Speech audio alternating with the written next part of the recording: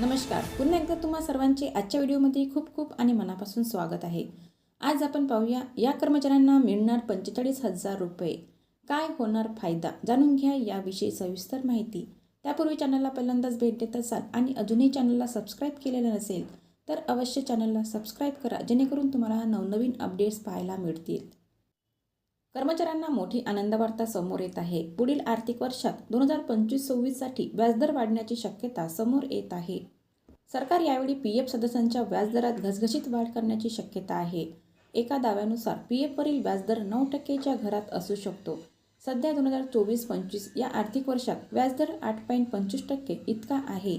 यामध्ये 0.75% पर्यंत वाढ होण्याची शक्यता आहे. जर हा प्रस्ताव मंजूर झाला तर जवळपास 7 ते 7.5 कोटी EPF कर्मचाऱ्यांना थेट लाभ होईल. कोणाला मिळेल किती लाभ? जर व्याजदर 9% निश्चित मानला तर कर्मचाऱ्यांच्या रकमेत मोठी वाढ होण्याची शक्यता आहे. जर PF खात्यात 5 लाख रुपये जमा असतील तर त्यावर 45,000 रुपयांचे व्याज मिळेल.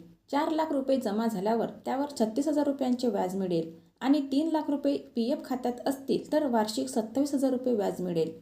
माध्यमातील वृत्तानुसार हा प्रस्ताव येत्या फेब्रुवारी महिन्यात मंजूर होऊ शकतो.